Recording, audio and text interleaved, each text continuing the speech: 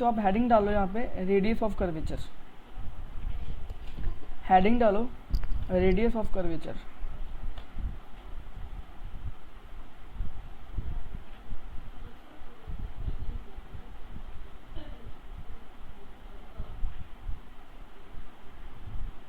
ठीक है, आज का लेक्चर बेसिकली 40 से 1 घंटे का होगा। उसके बाद आप जो हमारा टेस्ट है उसकी प्रिपरेशन कर सकते हो। मैंने पहले बताया था फिजिक्स का टेस्ट जो होगा वो आज 5:30 से लेके कल 5:30 तक अवेलेबल होगा, जिसमें आपको सारा सिलेबस आएगा, ठीक है, न्यूटन लॉज ऑफ मोशन तक। तो इस चैप्टर को हम जल्दी ख़त्म कर देंगे, इसमें कुछ नहीं बचा अभी। रेडियस ऑफ कर्वेचर, ठीक है, radius of curvature. For example जब भी कोई बॉडी सर्कुलर मोशन में घूमती है, हम एक सर्कल लेते हैं, कोई बॉडी है, दिस इज सेंटर ओ, ये बॉडी सर्कुलर मोशन में घूम रही है, इसका वेलोसिटी है v, वेलोसिटी इज v। इस रेडियस को हम क्या बोलते हैं? Radius of curvature. बस जिस कर्वेचर में बॉडी घूम रही है, जिस कर्वेचर में बॉडी, हाँ इसमें कुछ कंडीशंस होती हैं जो हम अभी पढ़ेंगे। अगर बॉडी किसी सर्कुलर मोशन में घूम रही है, ठीक है, उस सर्कुलर मोशन के, उस सर्कल के रेडियस को हम क्या बोलते हैं? Radius of curvature. इसको सॉल्व कैसे करते हैं? यहाँ पे as we know centripetal acceleration क्या होता है? v²/r। This is what? Centripetal acceleration.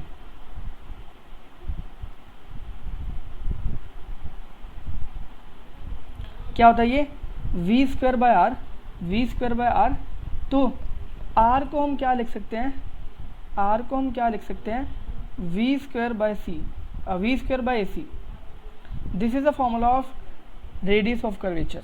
इसमें क्या देखना है आपको? ये जो v है, जिस पॉइंट पे आपको रेडियस ऑफ कर्वेचर निकालना है, v उसके क्या हो, ठीक है, उस पॉइंट पे v और एक्सेलरेशन। अब देखिए जो एक्सेलरेशन होगा उसकी डायरेक्शन ये होगी, at the point where we need to calculate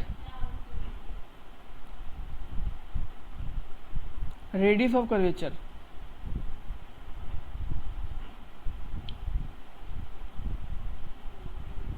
v and acceleration a should be perpendicular। इसमें आपको बस ये ध्यान में रखना है, जिस पॉइंट पे हमें निकालना है रेडियस ऑफ कर्वेचर, उस पॉइंट पे हमें जो वेलोसिटी तो गिवन होगी, जो एक्सेलरेशन लेनी है उसके मतलब वेलोसिटी और एक्सेलरेशन क्या हो? परपेंडिकुलर हो। तभी मैं लिख सकता हूँ ये फॉर्मूला, रेडियस ऑफ कर्वेचर क्या होगा? v²/ac। इसमें यह क्या है? कंडीशन है। ये क्या है? कंडीशन है कि वेलोसिटी, ये ऊपर वाली वेलोसिटी और ये एक्सेलरेशन क्या हो? परपेंडिकुलर हो। तभी ये क्या होता है? ये रेडियस ऑफ कर्वेचर। क्या होता है ये? Radius of curvature. इसको अच्छे से समझने के लिए हम एक एग्जांपल लेते हैं, जिससे आपको इसकी क्लैरिटी हो जाएगी।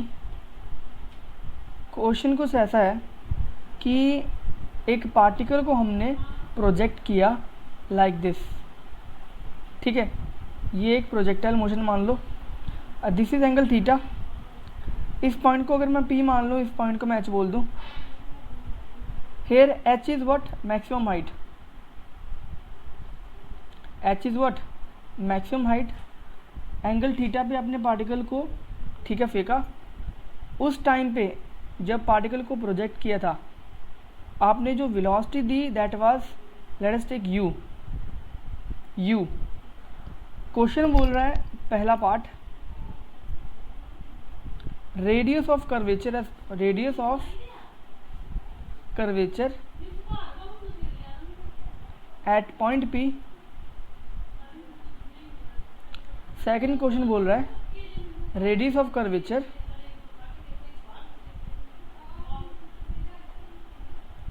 Eight point H, at point H। Radius of curvature at point P and radius of curvature at point H। तो जो पहला क्वेश्चन है वो हम कैसे करेंगे? देखो, हमें जिस पॉइंट पे रेडियस ऑफ कर्वेचर निकालना होता है, उस पॉइंट पे जो वेलोसिटी है और एक्सेलरेशन वो चाहिए परपेंडिकुलर। अगर वेलोसिटी हमें गिवन है ये है, ठीक है, वेलोसिटी ये है, तो एक्सेलरेशन कुछ चाहिए इस डायरेक्शन में। अब देखिए हमें क्या पता है? हमें इतना पता है कि P पॉइंट पे जो एक्सेलरेशन होगी, अगर मैं इसी पोर्शन को जूम कर लूँ, इसी पोर्शन को जूम करके नीचे लिख दूँ, तो मुझे दिखेगा कि वेलोसिटी गिवन है u, P पॉइंट पे जो एक्सेलरेशन होगी दैट विल बी g, और मुझे एंगल गिवन है हॉरिजेंटल के साथ थीटा। क्या गिवन है? थीटा। और मुझे बोल रहे हैं कि आप ना इस डायरेक्शन में एक्सेलरेशन बताओ क्या होगी। उसको हम क्या बोलेंगे? एक तरह की सेंट्रीपिटल एक्सेलरेशन बोलेंगे। आप AC निकालो। तो अगर मुझे पता है ये g है, ये थीटा है, ये एंगल 90 है, ये कितना होगा? 90 माइनस थीटा। ये भी 90 है तो ये कितना होगा? थीटा होगा। तो मतलब जो मेरे पास एक्सेलरेशन आएगी वो कितनी आएगी? g cos theta. तो इस केस में मुझसे जब पूछ रहा है वो radius of curvature at point P, तो मेरे पास क्या आएगा? r की value u square by g cos theta. ठीक है, ये समझ आया कैसे किया मैंने? वैसे ही अगर बोल रहा है radius of curvature at point H, अब पॉइंट H पे बोल रहा है तो मुझे पॉइंट H देखना होगा। पहले कहाँ पे है? पॉइंट H था यहाँ पे, मैक्सिमम हाइट। यहाँ पे जो वेलोसिटी थी वो थी ये, विच वाज u। देखो, जब भी होता है मैक्सिमम हाइट, हमें पता है मैक्सिमम हाइट पे जो वेलोसिटी होती है वर्टिकल डायरेक्शन वाली, यानी कि v cos थीटा, वो ज़ीरो होती है। यहाँ पे u माना है हमने, तो u cos थीटा ज़ीरो होगा। तो जब भी आता है मैक्सिमम पॉइंट, वहाँ पे से सॉरी यहाँ पे u sin थीटा ज़ीरो होगा। वर्टिकल वेलोसिटी कौन सी होती है? u sin थीटा होती है। मैक्सिमम हाइट पे क्या होता है? सिर्फ एक ही वेलोसिटी होती है पार्टिकल के पास, which is u cos theta. तो ये जो वेलोसिटी होगी this will be u cos theta, and इसके परपेंडिकुलर एक्सेलरेशन कौन सी होगी? g ही होगी। तो इस केस में मेरे पास जो रेडियस ऑफ कर्वेचर आएगा r2 एट पॉइंट h, हम इसे RH बोल देते हैं। Radius of curvature at point h क्या होगा? u square cos square theta by g। इन दोनों क्वेश्चन में किसी को दिक्कत कोई? देवांशु नहीं आया? देवांशु आ गया। देवांशु नहीं आया, आत्मल आया। ठीक है, तो बताओ किसी को इस क्वेश्चन में दिक्कत रेडियस ऑफ कर्वेचर के कॉन्सेप्ट में? रेडियस ऑफ कर्वेचर का जो फॉर्मूला है वो क्या है? v square by AC according to centripetal acceleration. यहाँ पे v और a हमें क्या चाहिए? परपेंडिकुलर चाहिए, बस इतना देख लो। ठीक है, बिकॉज अगर v एक टेंजेंशियल वेलोसिटी है तो a क्या होता है? सेंट्रीपिटल एक्सेलरेशन होता है। दोनों परपेंडिकुलर चाहिए। तो ये दो चीज़ें आपको ध्यान रखनी होगी जब भी आप रेडियस ऑफ कर्वेचर सॉल्व कर रहे हो। तो हमने पॉइंट P पे निकाला, हमें u गिवन था, उसका प्रोजेक्टेड वेलोसिटी u, हमें निकालना था उसके परपेंडिकुलर एक्सेलरेशन क्या होगा। अगर ये एक्सेलरेशन g था जो कि ग्रेविटी लगा रही है, तो एक्सेलरेशन उसके परपेंडिकुलर क्या आएगा? g cos theta. तो मेरे पास रेडियस ऑफ कर्वेचर कितना आया? u square by g cos theta. वैसे ही पॉइंट H पे बात करें तो हमें u गिवन था, हमें पता था कि पार्टिकल जब हाईएस्ट पॉइंट पे है तो u क्या होगा? u cos theta. और g हमने क्या लिया? g। तो radius of curvature eight h कितना है मेरे पास? u स्क्वायर कॉस के थीटा बाय g। ठीक है, एनीवन? इसमें कोई भी दिक्कत किसी को? देवांशु लेट आ रहे हो? किस कौन से पॉइंट से होगी? क्या? Radius of curvature H point पे ना, एच पॉइंट पे, हाईएस्ट पॉइंट पे, एच पे। हम रेडियस ऑफ कर्वेचर किसी भी पॉइंट पे निकाल सकते हैं। दो कंडीशंस लेनी है, पहला उस पॉइंट पे वेलोसिटी, और दूसरा उसी पॉइंट पे वेलोसिटी के परपेंडिकुलर एक्सेलरेशन को यूज़ करना है, v स्क्वायर बाय g या v square bye a। Basically v square bye a is perpendicular acceleration. अगर बात करें सर्कुलर मोशन की तो a क्या होता है? सेंट्रीपिटल एक्सेलरेशन होता है। हमें यही यूज़ करना है और हमें रेडियस ऑफ कर्वेचर निकालना है। ठीक है, ठीक है सर। बोलो। सर ऊपर वाले केस में तो वहाँ मिडिल पॉइंट से ले रहे थे हम, ऐसी सर मिडिल पॉइंट से बाहर तक। कौन सा? यहाँ पे भी कोई एक सेकेंड। सर सर्कल वाले केस। हाँ, इसमें हम मिडिल पॉइंट कौन सा? सर ये O पे O तक जा रहा था ना, R। हाँ, ओ तक जा रहा था। केस में कौन सा होगा? इस केस में कौन सा होगा? इस हाँ ठीक है, देखो अभी देखो ये जो सर्कल है ये सर्कल नहीं था, तो इस केस में रेडियस ऑफ कर्वेचर कुछ r, उसका हमें वैल्यू मिल जाएगा ना ऐसे निकाल के। मान लो यहाँ तक आया, मान लो यहाँ तक आया, this is radius of curvature. कि अगर पार्टिकल इसी पॉइंट पे सर्कुलर मोशन करता तो कुछ ऐसा सर्कल बनता, हमारा ये मतलब था। ठीक है, रुको। वहीं इस पॉइंट पे अगर बात करूँ हाइट पे, मैक्सिमम हाइट पे, तो रेडियस ऑफ कर्वेचर कुछ यहाँ तक आता है, यहाँ तक। जो भी इसका वैल्यू आएगा, हर एक पॉइंट पे रेडियस ऑफ कर्वेचर अलग हो सकता है, बिकॉज डिपेंड करता है वी पे उसकी वेलोसिटी पे डिपेंड करता है और एक्सेलरेशन पे डिपेंड करता है। यहाँ पे मान लो रेडियस ऑफ कर्वेचर कुछ यहाँ तक आता, तो इसका मतलब क्या था कि अगर इसी वेलोसिटी से पार्टिकल चलता जाए, सर्कुलर मोशन करे, तो उसका रेडियस, उसका सर्कल कुछ ऐसा बनेगा। मतलब ये होता है रेडियस ऑफ कर्वेचर, मतलब क्या कि अगर पार्टिकल इस वेलोसिटी से सर्कुलर मोशन करे, ठीक है। अब ये प्रोजेक्टाइल मोशन है, पूरा सर्कुलर मोशन नहीं है, अगर पार्टिकल सर्कुलर मोशन करे तो उस सर्कल का रेडियस इतना होगा। रेडियस ऑफ कर्वेचर का मतलब क्या, अगर किसी पॉइंट पे आप रेडियस ऑफ कर्वेचर निकाल रहे हो, उसका मतलब क्या कि अगर पार्टिकल इसी वेलोसिटी से एक सर्कल कंप्लीट करे तो उस सर्कल का रेडियस इतना होगा कि जिस कर्वेचर पे पार्टिकल जा रहा है उस कर्वेचर का रेडियस इतना होगा। अब यहाँ पे रेडियस ऑफ कर्वेचर अलग आया, ये जो पॉइंट P था H पे अलग आया, बिकॉज दोनों पे क्या एक्सेलरेशन भी अलग है और दोनों पे u भी अलग है, यानी कि इसकी वेलोसिटी भी अलग है, ठीक है ना। एक्सेलरेशन भी अलग है, वेलोसिटी भी अलग है, ठीक है। तो इट डिपेंड्स, ठीक है। अब देखो यहाँ तक हमने देखा रेडियस ऑफ कर्वेचर निकालने का तरीका, आगे हम एक और पढ़ेंगे। अभी एक और एग्जांपल करते हैं,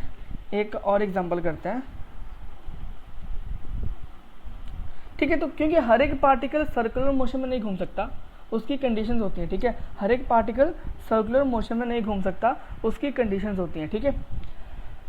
एक और क्वेश्चन है, क्वेश्चन क्या है, व्हेन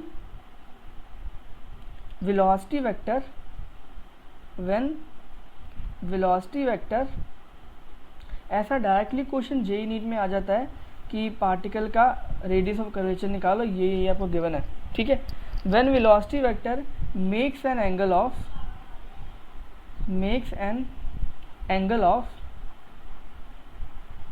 θ/2 with horizontal,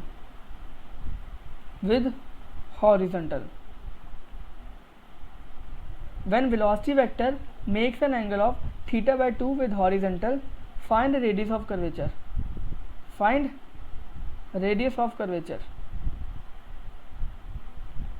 इस केस में आपको रेडियस ऑफ कर्वेचर निकालना है। तो कैसे निकालोगे, ट्राई करो।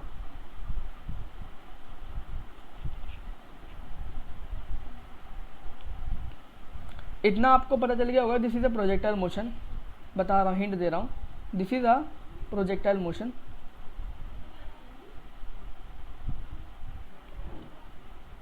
निकालो इस केस में रेडियस ऑफ कर्वेचर। हाँ, ये अच्छा क्वेश्चन है, ट्राई करो फिर भी।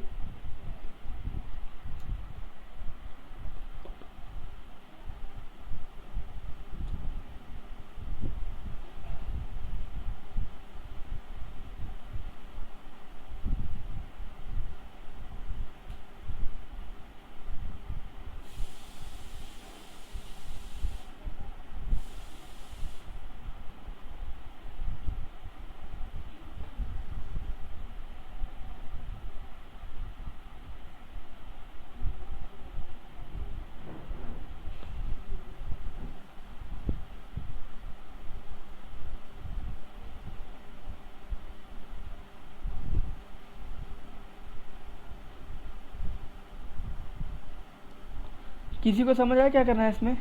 एनीवन? कोई आइडिया? कुछ भी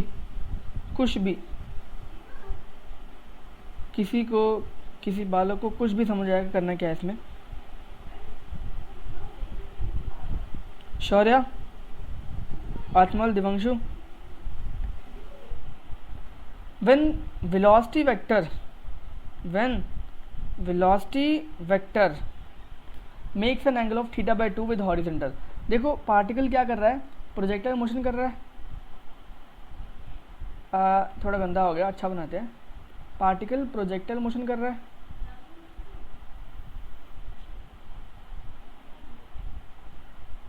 when velocity vector make an angle of θ/2 with horizontal.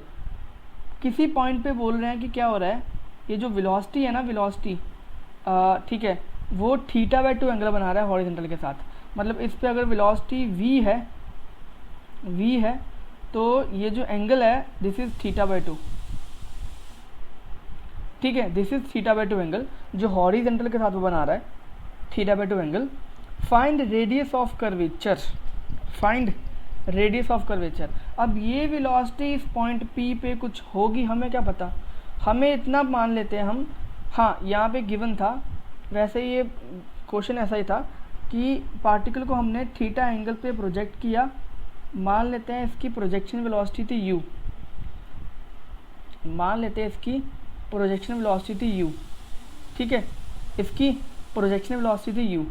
तो इस केस में क्या होगा, अगर इसकी प्रोजेक्शन वेलोसिटी थी u और P पॉइंट पे बोल रहे हैं जो इसकी वेलोसिटी है वो θ/2 एंगल बना रही है इसके साथ, तो P पॉइंट पे देखो अगर θ/2 एंगल ये बना रही है हॉरिजॉन्टल के साथ, तो पहले हम बोल सकते हैं P पॉइंट पे जो हॉरिजॉन्टल वेलोसिटी होगी, हॉरिजॉन्टल वेलोसिटी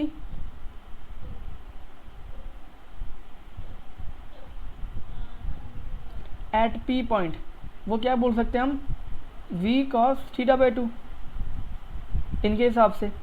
वैसे हमें पता था अगर पार्टिकल को हमने u वेलोसिटी से प्रोजेक्ट किया तो हर एक पॉइंट पे क्या होता है, जो इसकी हॉरिजॉन्टल वेलोसिटी है वो कांस्टेंट रहती है, बिकॉज हॉरिजॉन्टल के केस में कोई भी एक्सेलरेशन नहीं है, कोई फोर्स नहीं लग रहा है, हमें पता है पूरे प्रोजेक्टाइल मोशन में हॉरिजॉन्टल वेलोसिटी कांस्टेंट रहती है। तो P पॉइंट पे मैं लिख सकता हूँ u cos थीटा भी क्या होगी, हॉरिजॉन्टल वेलोसिटी ही होगी। यहाँ पे v वो वेलोसिटी जो हमें गिवन है, u क्या है, u यहाँ पे पार्टिकल की प्रोजेक्टेड वेलोसिटी है जिससे पार्टिकल को हमने प्रोजेक्ट किया, ठीक है। यहाँ पे लिख ही लेते हैं क्वेश्चन में, if it is projected, if u is projected velocity, सिर्फ आपको कॉन्सेप्ट समझाना था, projected velocity, if u is what, projected velocity, तो u cos थीटा क्या होगा, हॉरिजॉन्टल वेलोसिटी होगा, तो मैं लिख सकता हूँ u cos theta will be equals to v cos θ/2। यहाँ पे मैं u cos थीटा को बोल सकता हूँ u cos theta v cos θ/2, तो मैं v को बोल सकता हूँ क्या, u cos θ/2 by cos theta.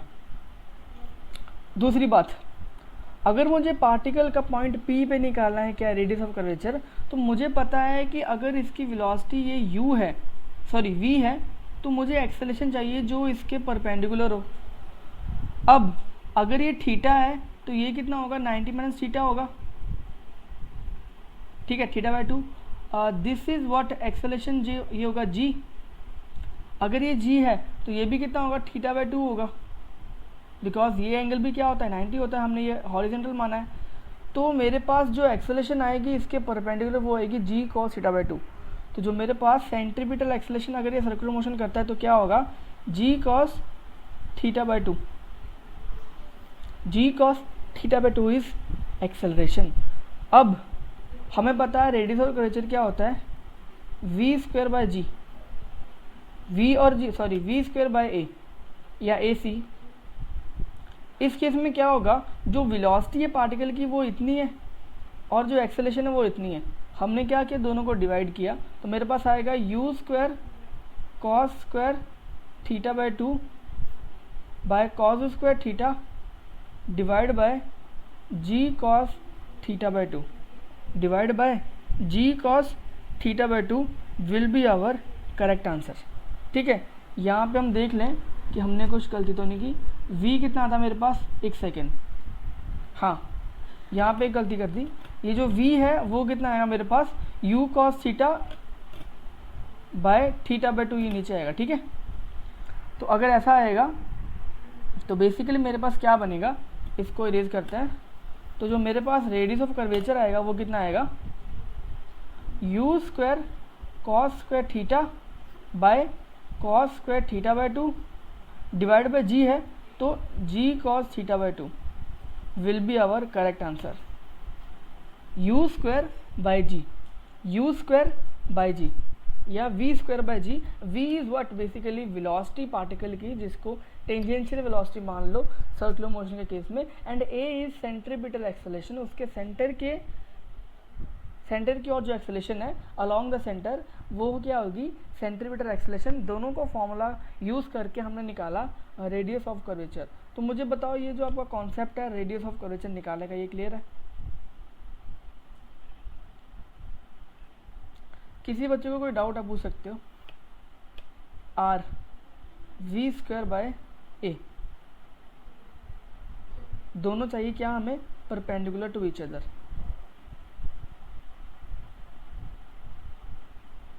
ठीक है, दोनों चाहिए हमें perpendicular to each other.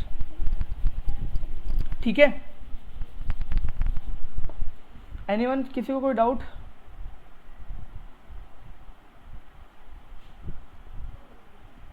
Voice में बोलना, वॉइस में।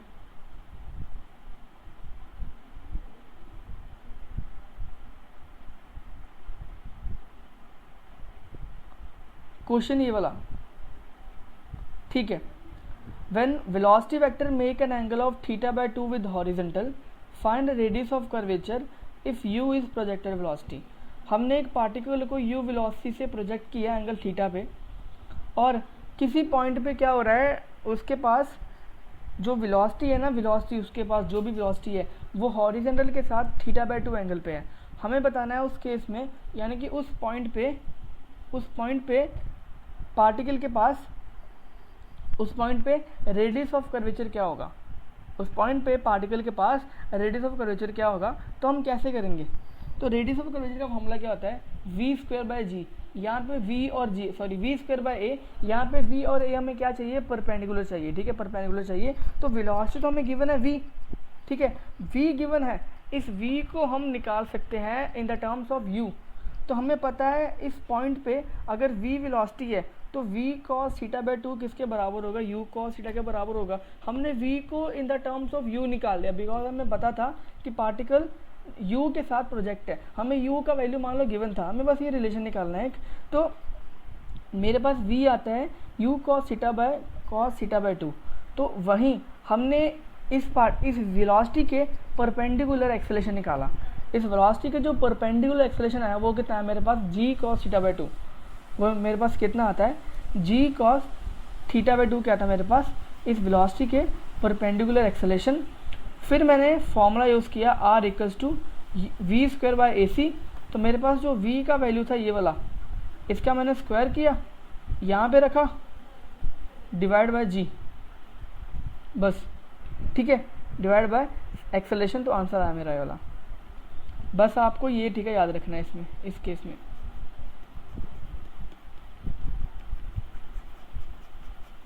ठीक है, अभी एक क्वेश्चन लेते हैं और इसको छोड़ के अगला क्वेश्चन लेते हैं। क्वेश्चन कुछ ऐसा है जो आप लोग करोगे। एक पॉइंट था O, एक पॉइंट था O, थोड़ा छोटा बनाते हैं। एक पॉइंट था O, जिस पॉइंट से एक पार्टिकल एक स्ट्रिंग के साथ अटैच था, उसका मास m था, एंड वो सर्कुलर मोशन कर रहा है। ये particle is doing circular motion. ठीक है, ये जो पॉइंट था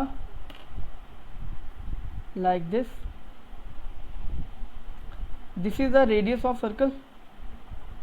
ये पॉइंट O है, ठीक है, या पॉइंट P मान लेते हैं, पॉइंट P मान लेते हैं। इस पार्टिकल का मास है m, इज डूइंग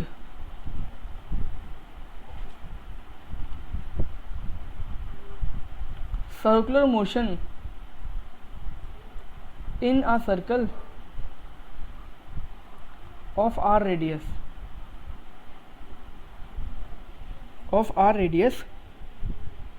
इस केस में आपको बताना है v क्या होगा, यानी कि इसकी जो वेलोसिटी या इसकी स्पीड क्या होगी, ओमेगा क्या होगा इस केस में, ये बताना है आपको। और आपको बताना है टेंशन इन स्ट्रिंग क्या होगा। ट्राई करो क्वेश्चन को। अगर ये पार्टिकल सर्कुलर मोशन कर रहा है विद वेलोसिटी v, आपको v की वैल्यू बतानी है, आपको बताना है ओमेगा क्या होगा, आपको बताना है टेंशन क्या होगा स्ट्रिंग में। करो।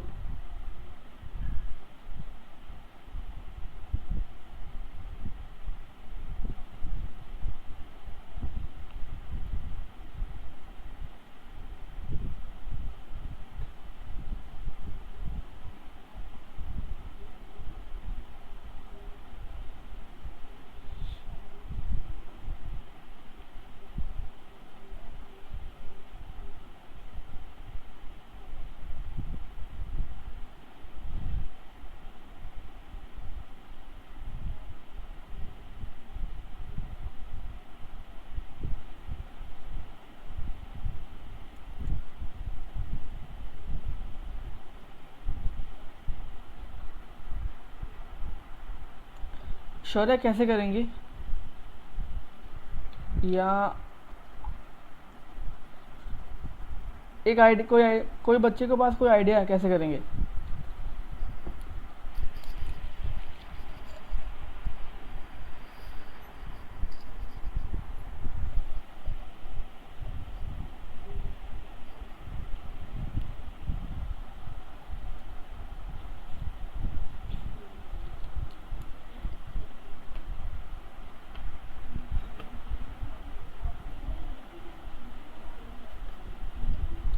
देखिए, पहली बात तो क्या, अगर पार्टिकल ऐसे पी के साथ बंधा हुआ है नीचे और वो ऐसे सर्कुलर मोशन कर रहा है, तो पहला चीज़ तो क्या होगा, मैं इसका बनाऊंगा फ्री बॉडी डायग्राम।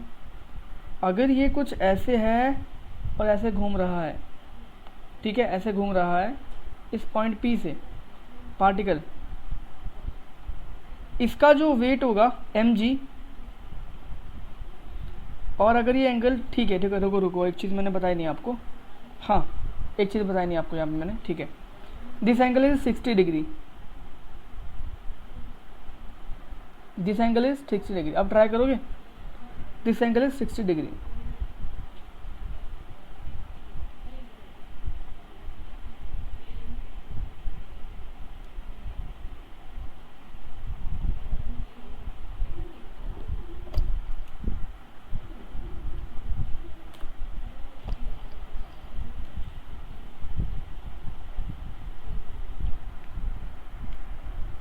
सब चुपचाप बैठे हुए हैं। अगर ये एंगल 60 है, दिस इज रेडियस r, तो ये एंगल कितना होगा, 30 डिग्री होगा। अगर ये पार्टिकल सर्कुलर में घूम रहा है, जब भी कोई पार्टिकल सर्कल में घूमता है उस पर नेट फोर्स 0 होता है, ऐसा कुछ है क्या कि पार्टिकल सर्कल में घूमता है नेट फोर्स 0 होता है? हमें नहीं पता, ठीक है। अब देखो इसमें क्या है, पार्टिकल सर्कल में घूम रहा है, उसका जो वर्टिकल मोशन कोई नहीं हो रहा है, यानी कि जितना भी इसका वेट है उसको कौन बैलेंस करेगा, उसको बैलेंस करेगा ये टी कॉस, सॉरी अगर ये टेंशन टी है तो ये इसका कंपोनेंट होगा एक टी कॉस 30, ये होगा T sine 30, T sine 30 balance करेगा इसके वेट को, और टी कॉस 30 बैलेंस करेगा किसको, T cos 30 will produce necessary centripetal force for this circular motion, for this circular motion. बस ये दो इक्वेशन आपको दिखनी थी, टी साइन थीटा इसके वेट को बैलेंस करेगा एंड टी कॉस थीटा क्या करेगा, सेंट्रीपिटल फोर्स प्रोवाइड करेगा जिससे पार्टिकल सर्कल में घूम पाएगा। यहाँ से हमें वेलोसिटी मिल जाएगी, सब कुछ मिल जाएगा, ठीक है। T sine theta equals to 30 degree, अगर ऐसा है तो साइन 30 कितना होता है, 1/2 होता है, तो मेरे पास टी कितना आ गया, 2 mg। जो मेरा पहला क्वेश्चन था वो हो गया सॉल्व, 2 mg। आगे बोल रहा है बताओ आप कि इसका वेट क्या होगा। अगर टी मुझे पता है 2 mg, रेडियस r है, एक और चीज़ मैंने बताया होगा यहाँ पे, नहीं बताया, इस लेंथ को हम l मान लेते हैं, इस लेंथ को हम l मान लेते हैं, ठीक है, कि l लेंथ की स्ट्रिंग के साथ ही ऐसे अटैच था और कर रहा है सर्कुलर मोशन, l मान लेते हैं, ठीक है। दूसरी बात, t cos theta cos of 30 equals to mv²/r है, यहाँ पे t कितना है, 2 mg, cos 30 कितना होता है, √3/2 इक्वल्स टू mv²/r।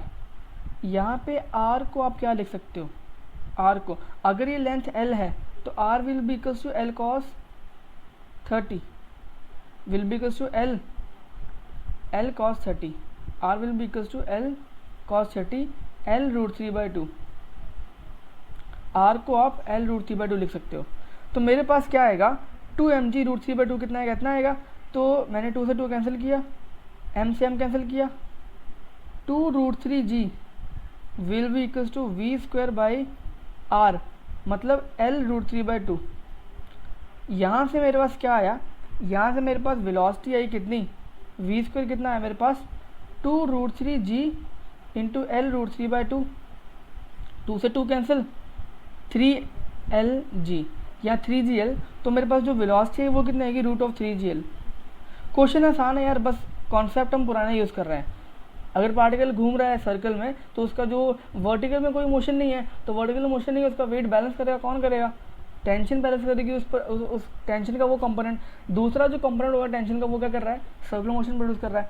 ऐसे हमने क्या ये निकाला, और यहाँ पे हमने आर, हमें इसका रेडियस नहीं पता था बट हमें इतना पता था कि स्ट्रिंग की लेंथ कितनी है, तो स्ट्रिंग की लेंथ का रिलेशन निकाला रेडियस के साथ, आर को पुट किया एल √3/2, तो मेरे पास आता है इसका वेलोसिटी ये।